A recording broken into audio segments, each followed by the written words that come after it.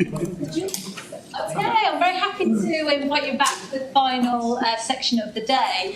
And I'm delighted to introduce to you Dr. Anna Troisi. So Anna is a reader in creative computing and equitable futures at the Creative Computing Institute at University of the Arts, London.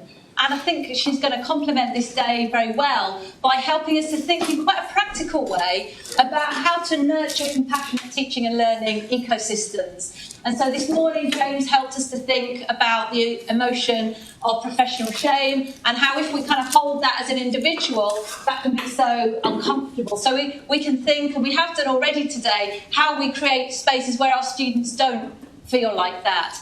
And then she'll think in more practical terms about feedback and assessment. And I just think I met Anna through her doing a presentation at a network called the Compassionate Assessment Network. And I just found her ideas so practical. And I think at a time when we're thinking about reducing assessment, and I think we're doing that from a place of compassion, we're doing it because we feel our students and our colleagues are overburdened in a way that isn't necessarily helping their learning. So we can hear about the approaches that Anna and her colleagues have taken in recent times at University of the Arts, London. So I'm not going to stand in Anna's way or the way of this good-looking giraffe anymore. And over to you, Anna. Looking forward to it. Thank you so much. I wanted to ask you, first of all, if you have any idea, if you can imagine why we have a giraffe there. Hands up. Artistic. Cute. Yeah. Reach high. Reach high. You're going a bit harder than Maybe you don't know this, so I can say it. Giraffe is apparently the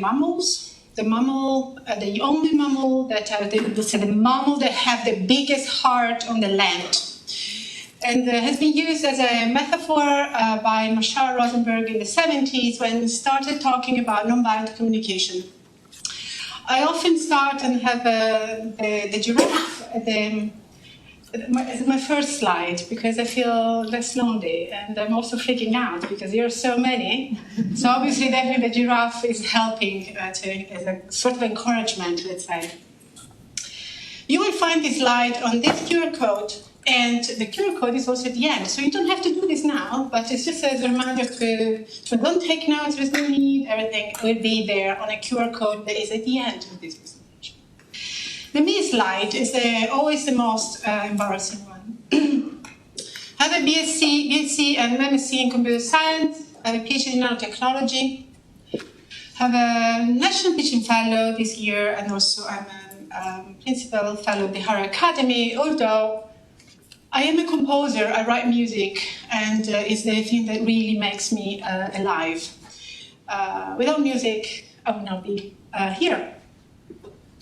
I work at the Creative Computing Institute. It's an institute within University of the Arts, London, where we teach and do research on computer science and creative ways to think about computer science and operate in the world with computer science. Now, I'm on a diet because it's not very well, and I thought that this is the best metaphor that I could come up with. I could probably call this presentation Feeding the Classroom Gut. Although we had some agreement on the title, so I could not change it. I didn't feel that was professional. But this is the actual title of this presentation. I really see the classroom as an ecosystem. It's like a healthy microbiome. A thriving classroom is the type of classroom that has an environment that really it requires the nurturing and care. So often we see ourselves as the people who are delivering the teaching. I don't see that as a healthy classroom. I see our compassionate practices, and I heard a lot of this already today, as the nutrients for the classroom. So when we nurture our classroom ecosystem with compassion, empathy, that open communication that we were all talking about today, I heard this in other presentation, we really create the condition for positive relationship and growth. I see this as adding nutrients to a place where we are together. This definitely helps with having more productive interaction. A little bit like the microbiome benefits from plant-based food that help out with that healthy gut microbiome. So we can have our classroom flourishing when the compassion is the nutrient that feeds that productive student-teacher relationship and collaborative learning. Now, by providing that nurturing environment, what we do is enabling the students to thrive. A little bit like the microbiome supporting the overall health of our body. So in this metaphor, the body would be the institution. The impact is long-lasting and leads to sustainable outcomes. Now, the word sustainability here is quite complicated. It requires a lot of work. So at the start, no, it's not sustainable. I know we'll get these questions at the end. I'm answering. No, at the start, it's not sustainable. It requires a lot of work. But longer term, become very easily sustainable. My assumption, when we do research, and I come from a place of research, I work for the REF, I've been REF lead for a few years, previous submission and this submission. We tend to have assumptions when we do research in STEM. We always have to tend to have an assumption. These are my assumptions for the work I've been doing. Compassion in our education is often framed as something we do for the students. It's something instead that we should do together. We should see it as something that we do together. Students, lecturers, managers. So healthy microbiome relies on the cooperation of the microbes. That's extremely important. We are talking here about a symbiotic relationship. Everyone contributes to the overall health and longevity of the system. I hope this creates a bit of relief. It does not rely only on lecturers, people that are facing the students. Us, while we're facing the students, should not be like this. What do I bring today to the table? Grains, avocado, nuts. I bring tools for compassionate communication that can help to co-design anything with the students, from assessment to also pedagogy. I do not come with solutions. I'm not as clever to come with solutions. And that's important because places, guts are different. They need different things. So if I come with a solution, they will be very presumptuous. I can't do that. I can give you a way to get to your solutions, but I can't give the solution for your classroom. This also is part of a bigger picture. We tend to define students in groups as a cohort. I believe you do this here as well. A cohort is a term that comes from military terminology. I don't know why we do that. Cohorts is a term that really puts the students all in a box. So we make decisions because we want to meet the needs of the cohort. I think we should not do that. We should also avoid this terminology that is completely, how do you say, the terminology cohorts, calling the students cohorts, it makes me angry. We should not do that. So defining a group of students with the terminology cohort is quite delicate. We should stop. So I come with a path, I don't come with a solution. I will, as nobody knew about it, I'm going to explain what is nonviolent communication. I should probably say how I got there.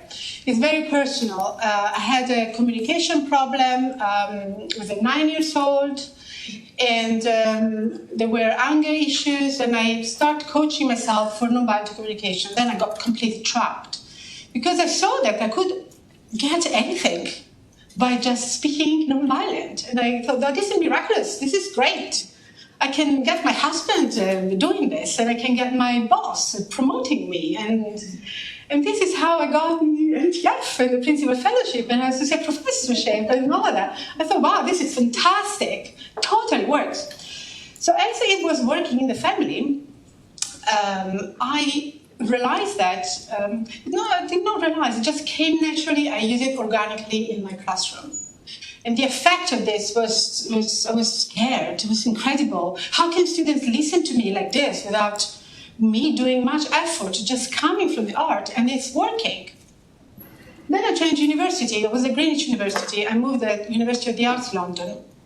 And I was a course leader there. And I started thinking, okay, this can be a project. We can do something better with this nonviolent communication. I started working with them in a different way. I'm going to explain you in a moment. So I'm going to explain you what is nonviolent communication. It was introduced by Marshall Rosenberg in the 70s, drawing on the humanistic psychology of Carl Rogers and the groundbreaking work of empathy and nonviolence of Gandhi and Martin Luther King. What it does is giving an approach to see everything around us, all our relationship, our interaction with anyone as a collaboration, by holding both own needs and the needs of the opposing person. This is all to avoid unintentional harm in general. I will go a bit deeper into this, don't worry too much. What does it require? The unsustainable time and personal commitment. We know we don't have time for anything, so this is very unpopular here. I know that, so everybody's starting, itching, time. I don't have time, where do I find time? The good thing is the balance. So there is a balance that creates the sustainability, because what you can get back, it's so much that actually that time commitment all comes back to you with a healthy environment where you can work in. NVC guides us to be observer. This is all about being ourselves in a world where we can see what is outside us and what is inside us. The idea is that when we do this, we can avoid reaching the patterns of defending, withdrawing, attacking in the face of judgment and criticism. How many times did you get student feedback and you got so nervous and angry about it? They said, why? Why did I get it? Why did you say it? I was doing so well. I thought I was doing my best. I did my best. And students still unhappy. And then you go home and you think about it for a week, maybe more. Maybe this might even affect our mental health when we go home, we're sad. We show this to our family, our kids. So this is affecting a broader experience of living life. It is more than a process that refers to the language, the words that we use. It involves us remembering that that experiencing of the joy of enriching another person's life and getting back even more enrichment. It's a flow. My question for years has been, how do we enrich our students' life through assessment practice and also pedagogy through thinking about using, let's say, the nonviolent communication framework? One of the assumptions of this framework is that all humans share the same universal human needs and values. In the main book of Marshall Rosenberg, values and needs is kind of the same word, comes here and there, is the same thing. So you will see me using this word or the other word, I mean the same thing. These are the universal human needs and values. Now the word universal is contested. What is universal? Having worked quite a lot in places very different from this one, like Kenya and Brazil, for example, I know that I can use this framework and still understood in places where there is no electricity, for example. And I felt comfortable in bringing this, as this is now part of the way how I speak and talk. So it just came natural talking with people in small communities in Kenya using this language. But it is a contested word, and we have to acknowledge this. So nothing seems to be universal, nothing is universal. Why we should use even this terminology.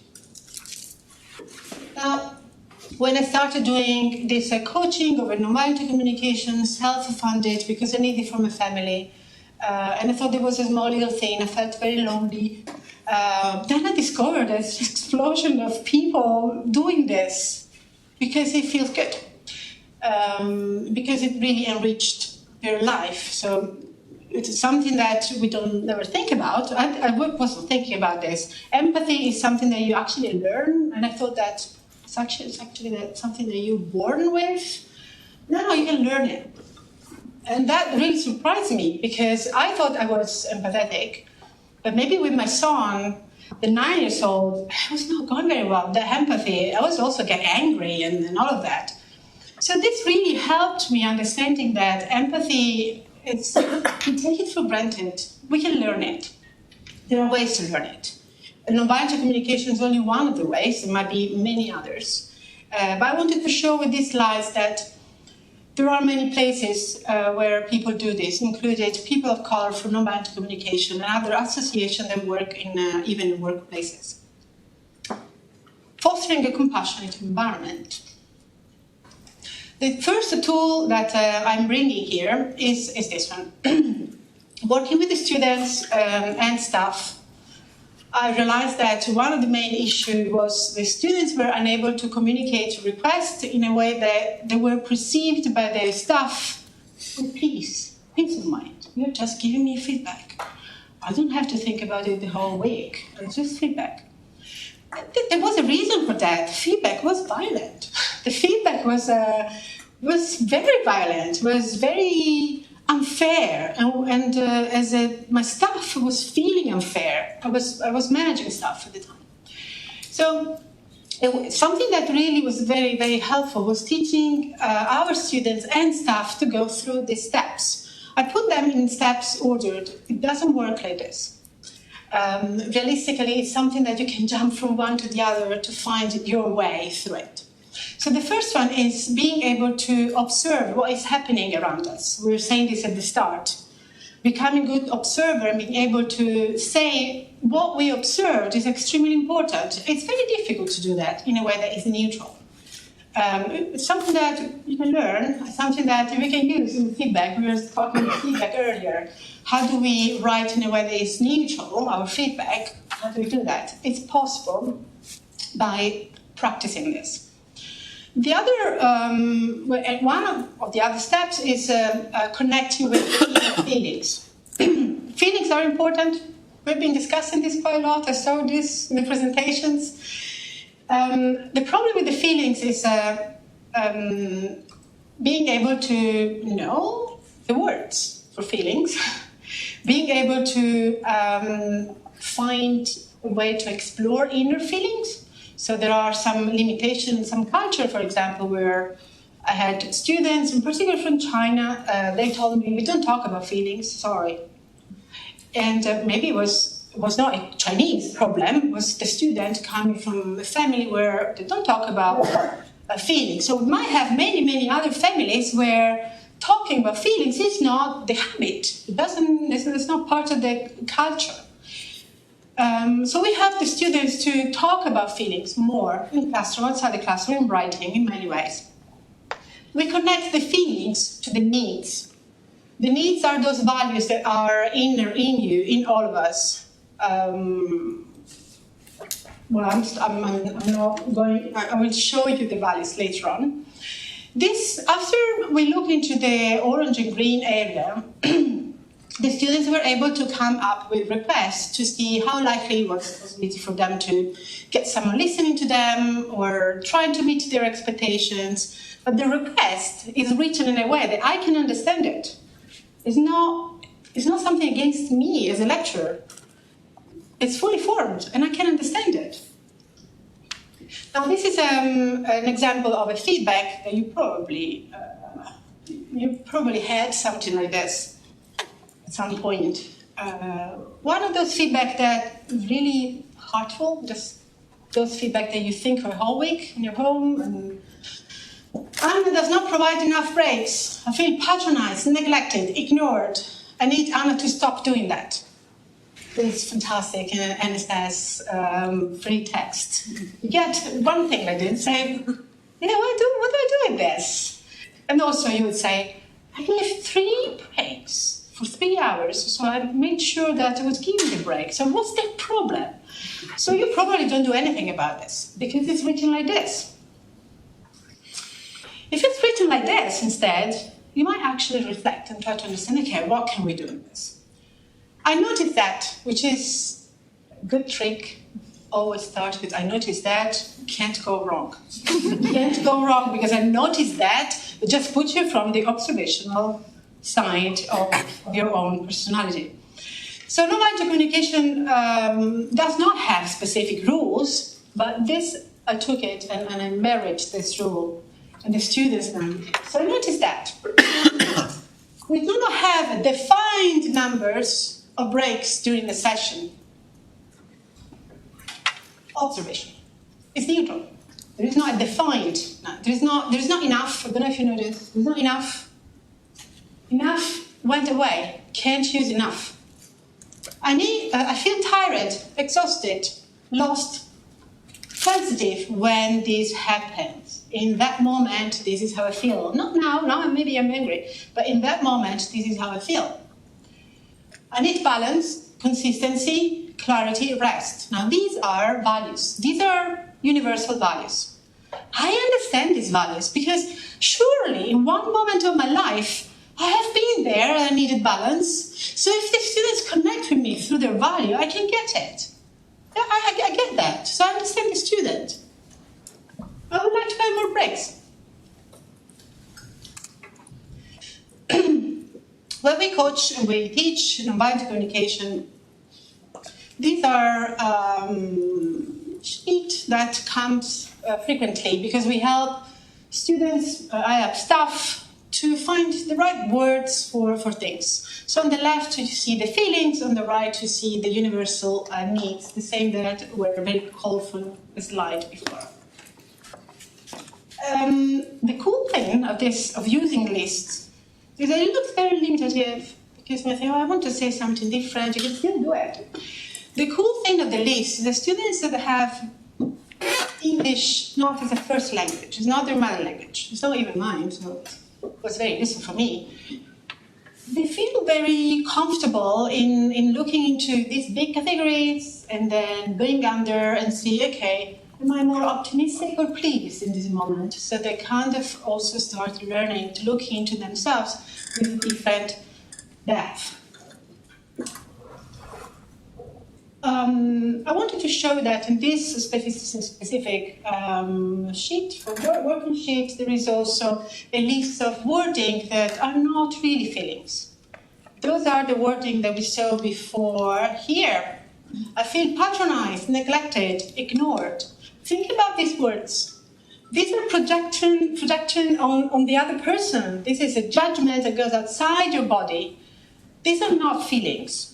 And in this part here, you can see that there are fake feelings, feelings that are actually perception.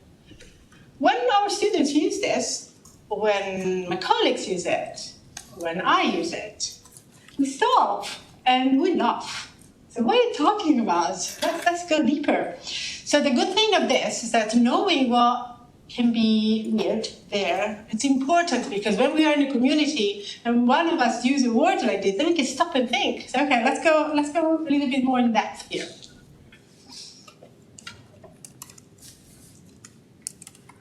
I wanted to apply this to assessment, and I did it in 2 ways. I applied this to many other things, in particular pedagogy. But today I'm talking about assessment a little bit more.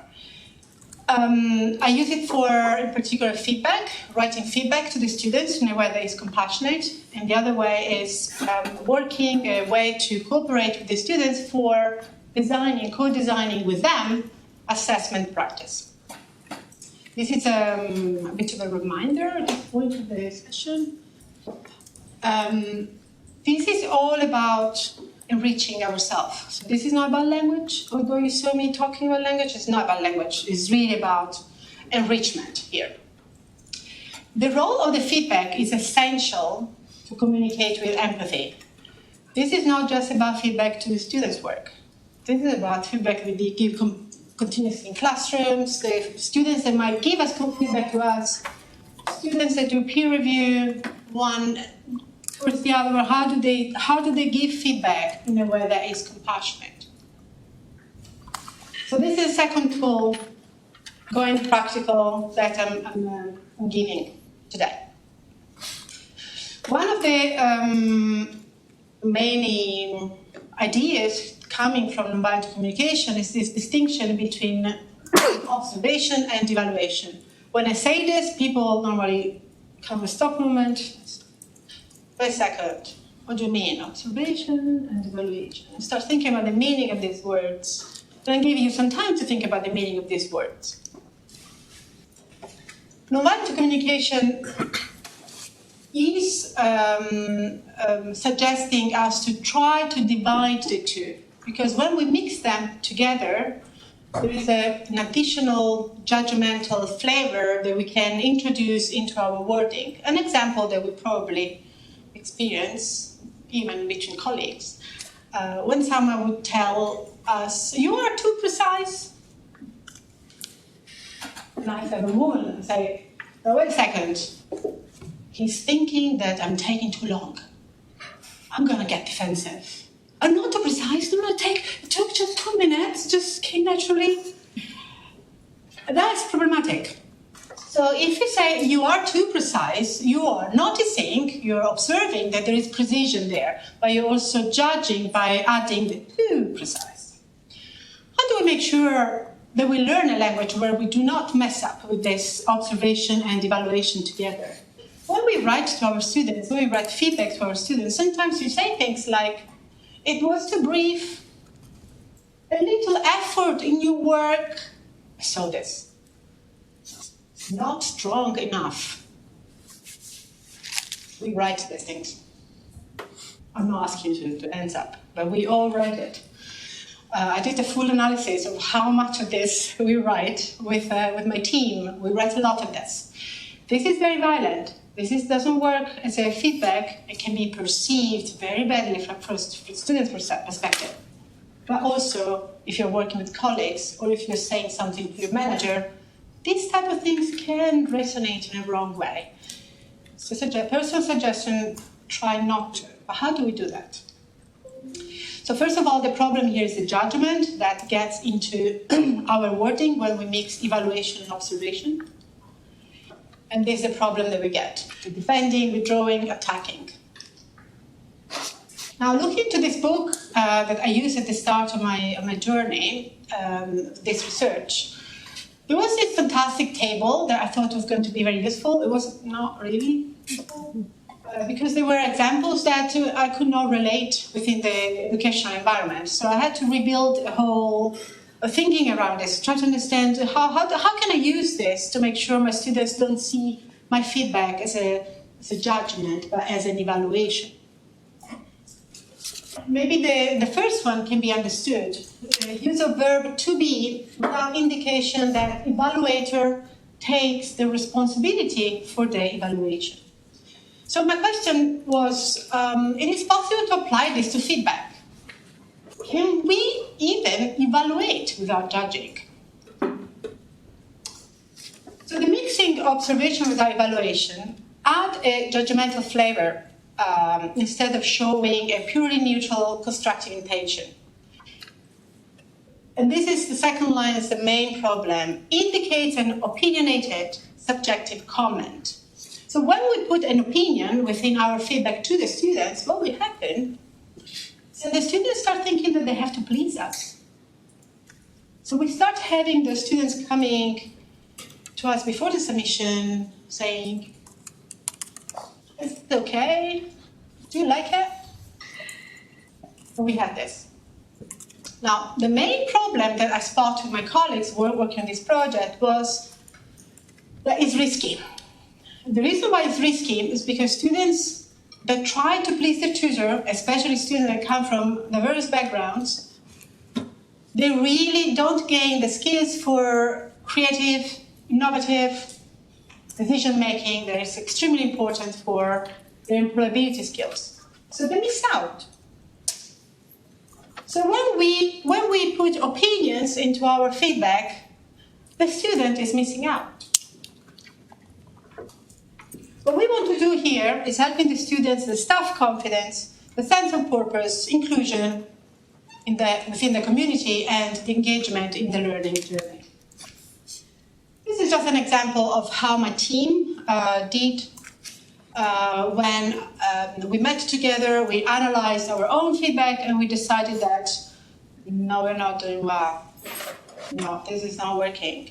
So they put together a series of rules that I don't even remember. This is their rules, and not my rules. And I'm not bringing this to you as these are the rules that you should use. This is just a result of my work with my team. And I strongly recommend you can do some work with your team. Don't take pictures. This is my colleague stuff. The slides are done. So there are interesting things here. Some we can discuss. Some of these things are related to the use of the first person, for example. I don't know where it is. At some point, it is not whole file. They wrote quite a lot. It's 2 pages. Not use the first person when we give feedback to the students was one of the main biggie in this conversation I had with my team. This is feedback from students to tutor. The brief for this assessment could have been presented more clearly. Imagine this NSS, open text, you get this, what do you do? Say what? This is one student, this is one student. Maybe it was clear for the other students, maybe I don't do anything with this. Here there's this transformed in compassion feedback. I notice that your brief includes a number of examples and choices to select from. Also, this is the observation. I think a sentence stating clearly that we had to make a choice or propose our own idea, blah, blah, blah, would have been very helpful. This is the evaluation. And then there's a criterion at the end.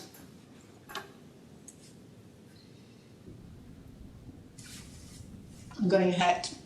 Tutor the student. Your report is well written. This is good, positive. But the structure could be a bit clearer. And the student has been working so hard on that structure and then receive this, say, okay, but now what? What do I do next time? What was not okay? This is the improved compassion feedback. We write the observation first. We start with the notice that, I see this, that's okay. Put us in a safe observational mode. Your report provides valuable insight. Then there's an evaluation. To improve the structure, you would have done this. And then again, switch criterion. This will help your readers follow your argument more easily.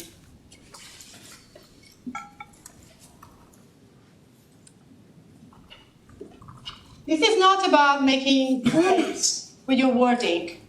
Because at this point, everybody will say, okay, yeah, it's going to take 3 hours for me to write one feedback. And then, yes, it's good. The feedback is good. It's going to take 3 hours to do that. Why should do that? There's no time. When we mark, we have 50 students to mark. We can't do it. It's not sustainable. And we are here talking about sustainability. And she's proposing something that is completely unsustainable. So this is really about consciousness. The idea is that when you are at the point where you are in an environment, you forge an environment where these type of things are important, you can make as many mistakes as you want. And when you are at the point of being able to play with your students, as well as making jokes. So I had students coming, use the non-failing word here. Shall we revisit this? When you arrive at that point, it feels fantastic because you can get in a classroom and say, students, I'm feeling very well today. How do we go with this? How do we do this? Some students will come with a fantastic idea and we lead the whole session and there will be a lot of learning. So when you and the student will start playing and making jokes means that you really advance your teaching and learning environment, because that is then at that point part of the culture, of the environment that you created. The way how we did was embedding this in the debates, ask the students to provide feedback in committees, for example, using these techniques. So rehearsing continuously. We also ask the students to use this in their design processes while they're designing for people. And all staff use this when they write feedback to students. Now, it takes a lot of time. I use ChatGPT. So I have my prompt, take notes, I use my prompt. My prompt is very specific and use this guidance. And most of the time, what I get is almost okay. So then I make some changes, and the feedback is ready. Fear for technology, I'm not expecting fear for technology. Here, I'm deputy head of the ethics committee at my university, so I work at that level, and I teach computational ethics. So the way how I used ChatGPT to deliver a feedback that is compassionate, that comes from my heart, it's doable, it's possible. It's not the fact that it's going through a machine does not make it less compassionate. It works perfectly. Also, it's not useful all the time. This is when we are under pressure, talking about sustainability here. And we know very well how ChatGPT is not sustainable in terms of environment. So one of the campaigns that we go through is really explaining and teaching the students when is the case to use ChatGPT, when it's completely pointless. So thinking about the environment for us has been also part of this journey. Food for co-designing. There's not a lot of time, but I knew that. So now that you have communication requests, how to communicate requests in a way that is compassionate, you can rehearse that. And this idea of distinguishing observation versus evaluation. What do you do with this? What did I do with this? What I did was using some workshop, conducting some workshops with the students, but not just with the students, with students and staff and services, to make sure we could make changes that were coming from the bottom. So I really like servant leadership. So I never wanted to make a change from top.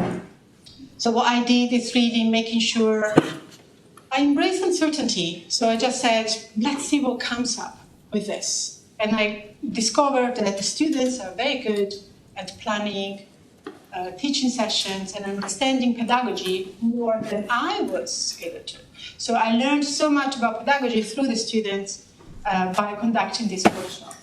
The workshop were one around stakeholders analysis, problem tree, and we use theory of change. We use this both for assessment, program modification, program enhancement, and assessment practices, even for changing timetable for specific courses. On that QR code, you also find this type of workshops with an explanation that you can conduct with students. What was the outcome from my team? In terms of assessment, we introduced multimodal assessment. Students were very different. They all had different opinions on what they wanted to present. So what we did is we embraced all. So the majority of our brief now have a portfolio as a submission. So the criteria for evaluation will be the same, but the students will decide how to present your work. As a poster, a presentation, or with slides, or a project and report, depending on the typology of a unit, let's say. They could have pick and choose the way how they wanted to present their work. This was fantastic because students that were not disabled, classified, let's say, as disabled by the university, but they still had some uncertainty. If there was something that was difficult for them, they still were able to choose the best way for them to communicate. Now, this matched perfectly well, I think, with the expectations of the industry. If I'm here presenting with slides, it's because I'm comfortable at doing that. But if I want to present something through composition for orchestra, maybe I would be comfortable too as well. But if I have to present something with dance, I might not be comfortable really. For role play, don't like much role play. So those type of things are important. We were discussing earlier in a presentation, beautiful presentation of Maria, the work with group, how difficult it is working with group. All of these things can be discussed in a way that is useful. For example, the assessment for work produced by group, my students decided that no, forget about it. So I embrace this, although I don't think it's a good idea, but I embrace this. And what happens is when students see how we care about this. So I like group assessment, to be clear, but it's a way to say sometimes we have to put things apart.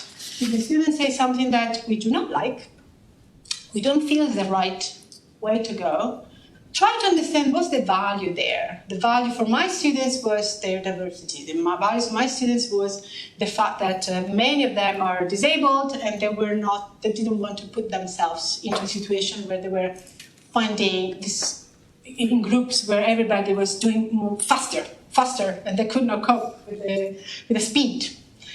So this is just an example of my unit. You can see their portfolio composition, and there is a choice of what they can produce. Not really interesting, but I wanted to show what we did.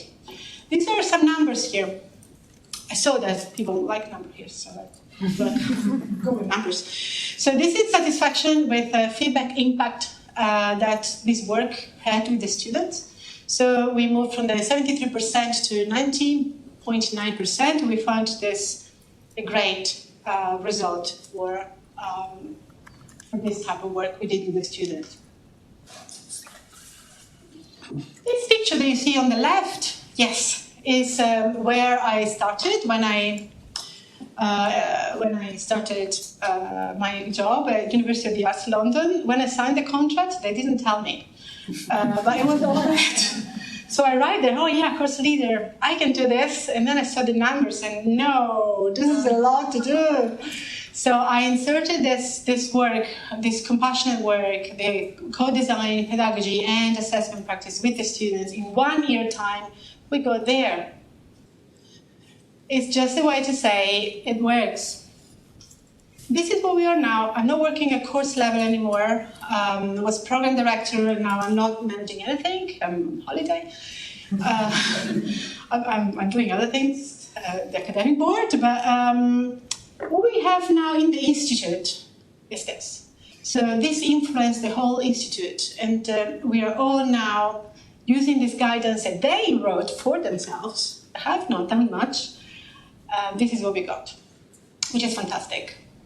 What the students say, I'm not saying much about it, my time is finished, but I want to show you that one up there, encouraging us to be our best selves. Students thanking because we were giving the space and the possibility for them to be their best selves.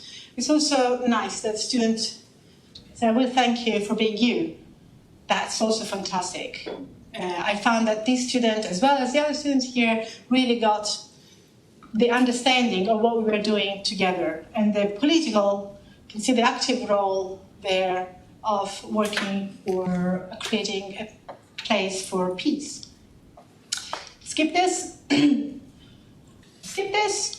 There is a reference list here that you can find in the slides, and there you find also the slides and the nice quote from Charles Rosenberg: all conflict is a tragic expression of unmet needs.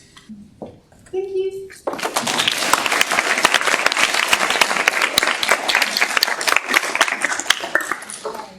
Thank you so much, Anne. Anna. And actually, we've got another 15 minutes for questions, so plenty of time to discuss this. And I don't know what you flicked past because I looked down, but if you want to kind of go back, I don't know whether it was no, fine. It was I missed it. But yeah, do we have any questions for Anna? Again, many thoughts, and what's been most helpful for me has been, again, this idea of connecting the student experience with the teacher experience, that actually we all feel threatened in the face of assessment. We all have a response, an emotional response to feedback. And can we think about the ways that we communicate with each other through those channels so that we don't trigger these tragic expressions of unmet needs, when we can probably quite easily meet those needs if we communicate about them? So, yeah, really thought-provoking. We've got a microphone there. Mark. Thanks, Anna. That was really interesting and a lot of very valuable ideas there for many of us, I think.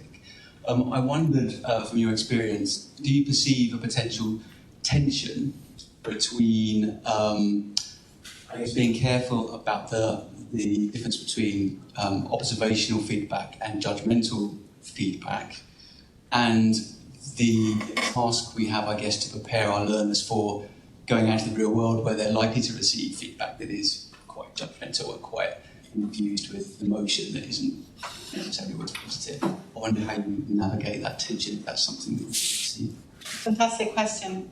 So when we learn in nonviolent communication, we start speaking and learning in a specific way, we do have a feeling of the rest of the world being wrong around us. That's fantastic, because it's only the first moment of feeling a little bit lost. Because what we try to do, and I can see students are trying to do, is changing the workplaces as well. This is fantastic. This is what we have to think about. In a presentation earlier, there was a discussion on are we really preparing them for what's next? My point here is they are next. We want them to be the next. We want them to be part of this change. So you're absolutely right. We do not prepare them for that word that is violent, but we prepare them to make a change in a word that is violent. Yeah. There is another thing I want to say here. There are limitations of nonviolent communication, because in a word that is violent, when there is abuse, there's abuse. And students learn when there is no way to do anything, and there's abuse, and that might be escalated, which is also fantastic for the students when they go in the workplace. Michaela, back, I think. We'll come to you afterwards, Phil.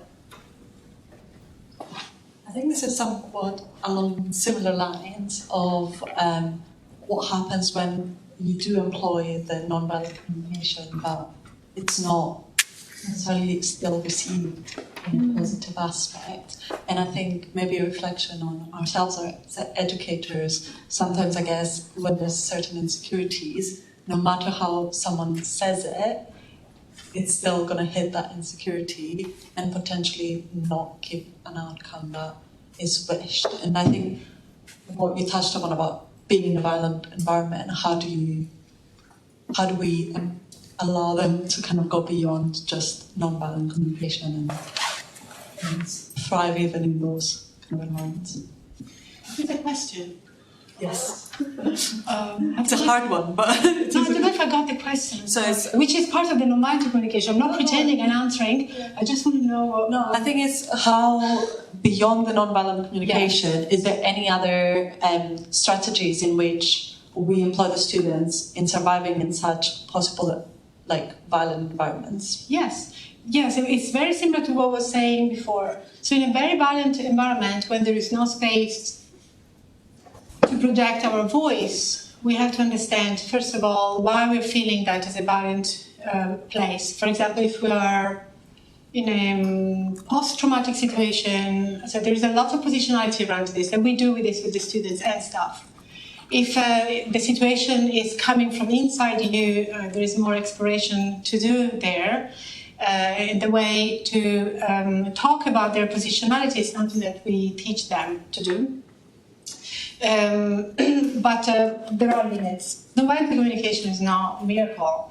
Nonviolent communication can solve conflict when the conflict is not involving abuse. So in places where there is abuse, there is real violence, or for real violence, I mean also physical violence, or words that go beyond, let's say, you are too precise. There are limits. Nonviolent communication gets out. When I was coaching the first time for nonviolent communication, I had quite an issue with my manager in another university, and the manager was screaming at us, and I was getting out of his room crying.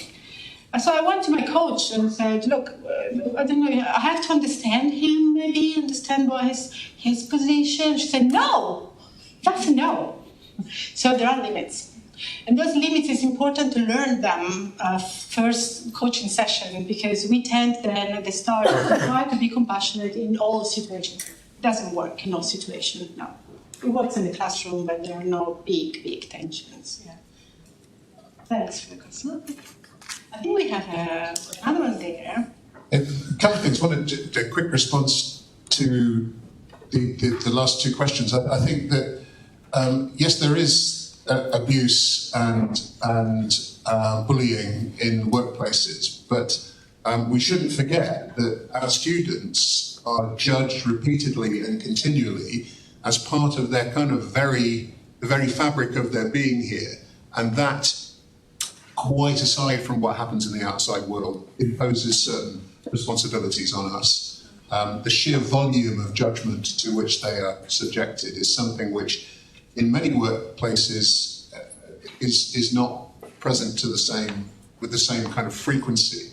But I have a different question, which is this: sometimes, as someone feeding back on student work, one has hard truths to impart. Sometimes one has to somehow say to students, okay, you haven't really engaged with this task. You haven't really taken this assignment with the seriousness that it needs to be taken. Sometimes the message itself is a hard one. One hopes not too often, one hopes with not too many students, but inevitably that will occur. Does that present a particular challenge? And you're shaking your head, so if not, what does one do in those circumstances? Observation. Your work is presented including this, and that. Evaluation. This is what the brief asked you. So there are this missing element. Criteria. There is not enough, really, for passing. I'm sorry. So the important is that we show that we are taking our time for observing what is there. Sometimes it's a little thing. Sometimes it's just submitted a little thing to show that they did something.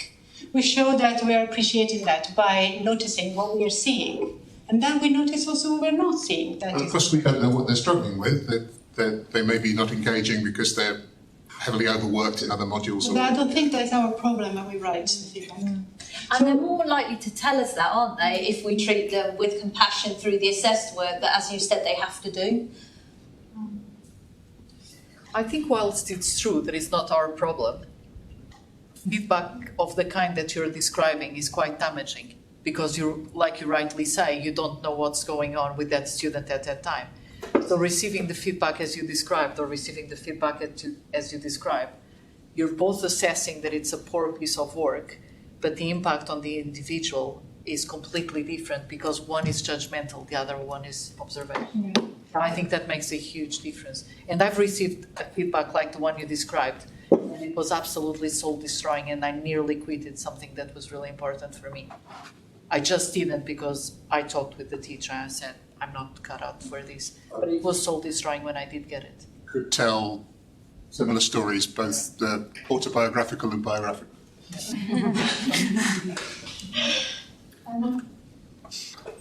We have one question over here. Am I next? Yeah. Sorry. Anna, it's about the portfolios, which I'm very interested in, which I use on the summer school that I teach. And I want to come back to the Carl Rogers point you were making about wanting to meet the needs of both sides. When you talk about portfolios, do you see that consciously as something that meets the needs of the student and the assessor? Is that why you're doing portfolios? Because this is such a great question. No, I was not seeing that way, but it is there. It was hidden. So sometimes I think when we do practice something, things become organically, like if they're all meeting the expectations from a framework. So thank you for pointing this out. It's a beautiful way of saying it, so we'll use it for my next presentation.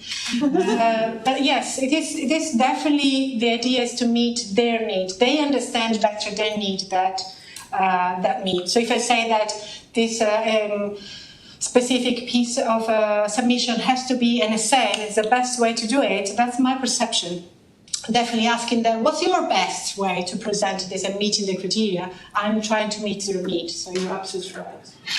and also it may overcome the resistance that some academic colleagues have to setting aside the marking because they think it's tiresome work, but the portfolio might overcome that feeling they have and might make academics think they've got more of a stake in actually, setting and marking the assessment.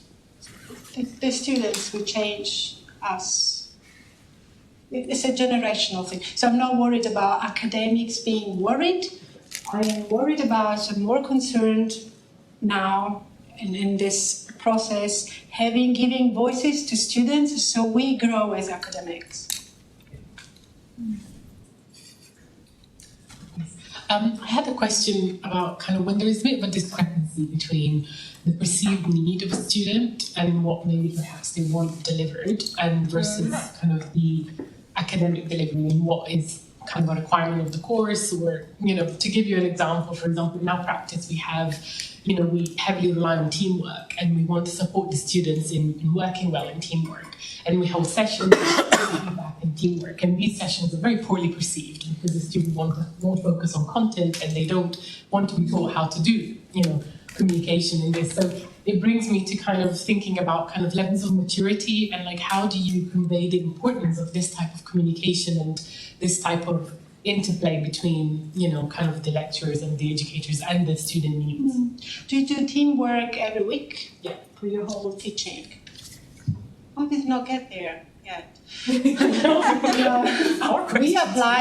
do coach them within the sessions. So we do use these techniques within the session. So everybody can tune the other students by saying something like, oh, you said that, that's not okay. So they can play this within the class and within the group team.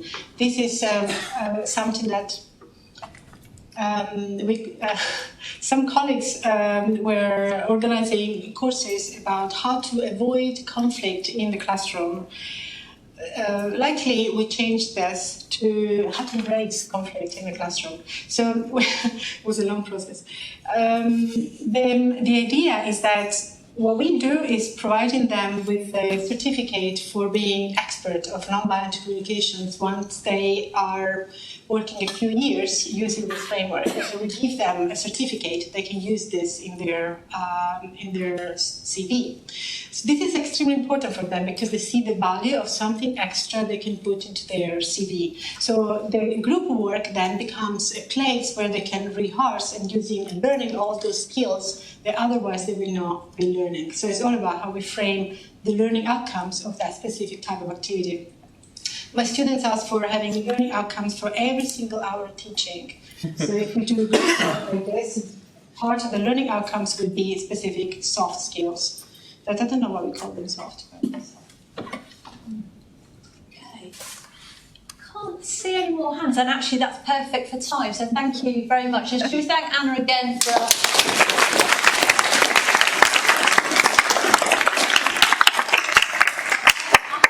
Enjoyed today as much as I have. We're going to have a few minutes to wrap up, and I'm going to pass that over to you. Actually, I've set up a Menti, and I would like, if you would, to think about. Get this mouse working on the screen. there we go, it's heading itself now, is I think this question is probably answerable, and that is, please identify one useful or interesting idea that you'll take away from today. I'm asking you to do this for a number of reasons. I'm sure you get your students to reflect in a similar way, and that is because I genuinely want to know the range of answers to this. I think it'll be interesting for you to see. I think that together we'll pull together a really nice conclusion of today, and we can send the link, we can share the link so that you can kind of follow up on this. It's useful feedback for colleagues like Anna, James, Giskin, Billy, Daisy, who've contributed so much today, and many others who I haven't named because I wasn't with them in those rooms. And the final reason is that I'm summing up today. I'm going to do that in just a minute. And Martin Kingsbury always makes it look so easy, and I know it's not easy. So I'm going to let you help me, and then I will kind of pick up on the things that you said.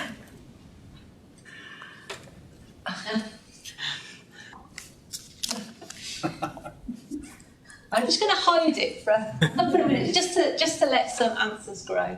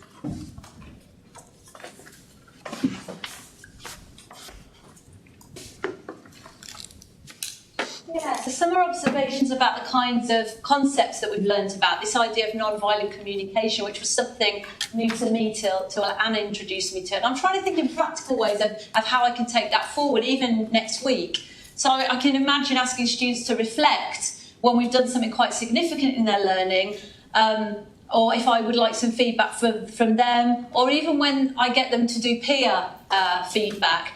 What did they observe of their peers? How did that make them feel? How did it affect their needs? And also, what requests do they have? We did some peer feedback recently with students, and I could imagine that would really kind of deepen the process. So yeah, something very practical to take away from quite an abstract concept.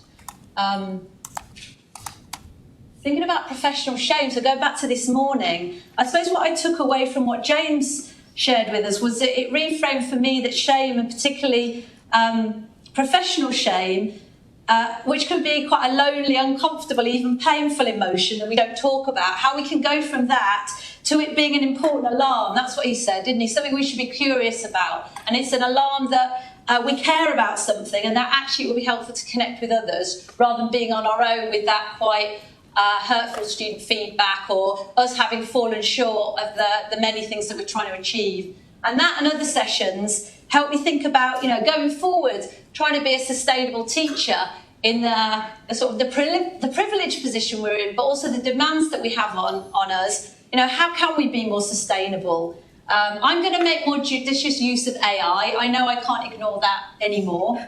I'm going to need some help. And I'm going to pay attention to the ways that I care for students, or care about students. We heard about compassion. I think the way you framed it was very useful. I've been thinking about an idea through my research, this idea of hedonic empathy, or hedonic goals, is when we want to make other people feel better.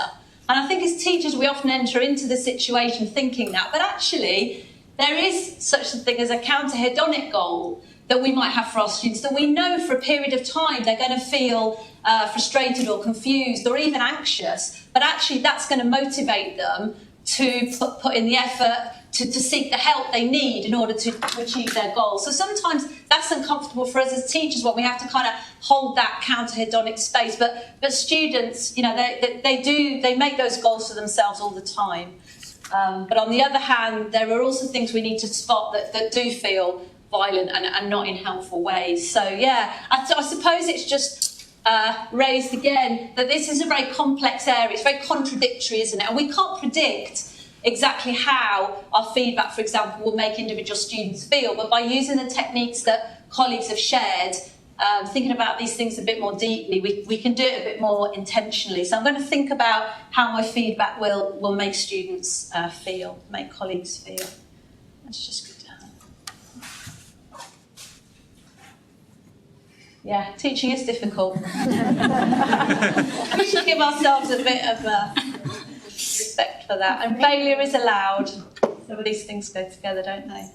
But I think about what we can do with these, actually. It seems such a shame to bring all of this together. So I will share the link. And there's some practical things here as well. Some feedback for some of you as individuals. Okay, great, lovely. So when we invited external and internal contributors, that we hoped would help us think about sustainable learning and teaching practice and what that can look and feel like at Imperial in 2025 and going forward. We hope to bring people who would share different perspectives, and I'm really delighted to say that not only have you enabled us to look at this complex goal from many perspectives, but you've also contributed to us co-producing approaches that can and already do work at Imperial and the universities that you work in and that already kind of work in these ecosystems. So I hope it's been a valuable use of your time, which is precious, and I hope that you've enjoyed interacting with each other and with our guest speakers.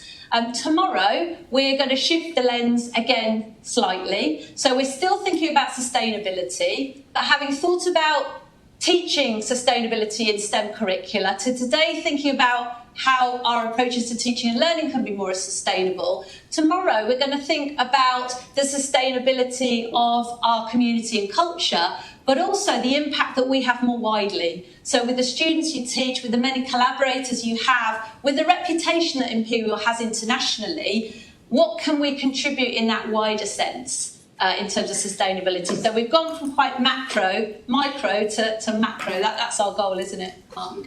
And thanks again to everyone who's made the day so successful. The posters were here, so those of you who brought those, brilliant. So they're going to stay there. Thank you for those of you who delivered your sessions so brilliantly. Thank you so much for Sherry, Jaffa, there you are, for making everything work behind and in front of the scene. It's great. Shall we finish there? We are going to have a reception tomorrow, so if you can stay around after 4 o'clock, there will be the usual sausages, vegetarian alternative and wine.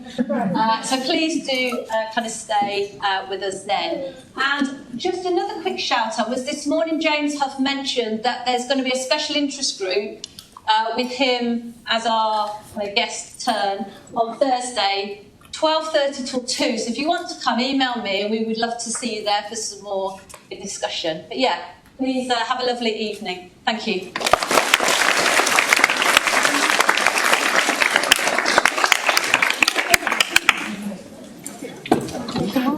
No.